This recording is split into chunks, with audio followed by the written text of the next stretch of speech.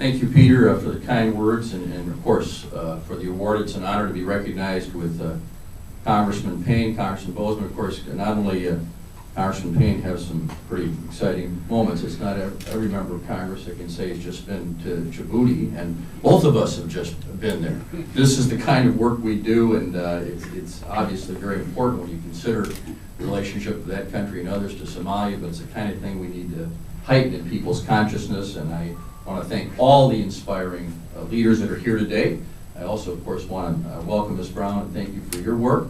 It's a pleasure to see her and many other dignitaries that are here today. I especially don't want to thank Ambassador Mark Green for his leadership on this issue. I saw firsthand in my recent travels to Tanzania how committed and innovative he is in the fight against malaria. I know that the Malaria No More Policy Center could not have a more experienced or dedicated leader. And I'm proud that someone from Wisconsin who served our state so well in Congress holds this important post. And also Mr. Dybel's from Wisconsin. So we take a fair amount of pride in this. And in honor of the Wisconsin connection, I show you my new tie. This is the Plasmodium falciparum. This is malaria. So if you don't like the tie, we're going to try to eradicate it. And if you do like it, it's in honor of our friend who is devoting his wonderful talents to the effort.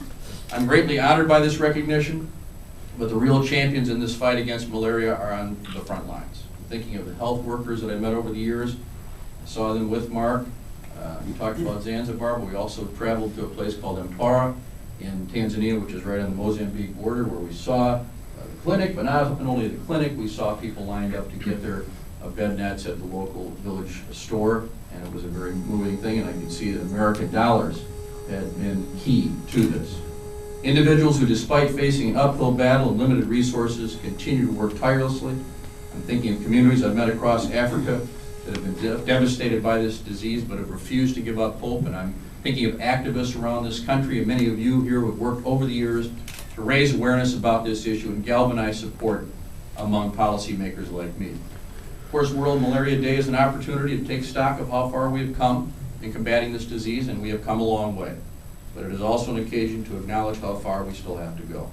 Nearly 1 million people, the majority of them children in Africa, still die from malaria each year.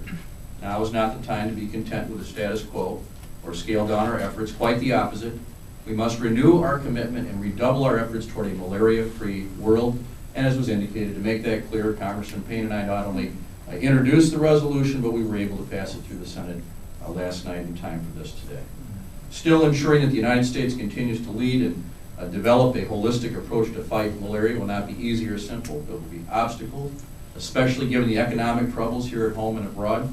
But I am optimistic that we can succeed in this endeavor, particularly when I look at the people in this room today and see the quality, the creativity, and the dedication of the individuals committed to this effort. And then, of course, beyond this room, there are thousands upon thousands of Americans who have taken up this cause, not to mention millions around the world. So again, I thank you for your commitment, and I thoroughly look forward to working with all of you in the future. And thank you for the recognition.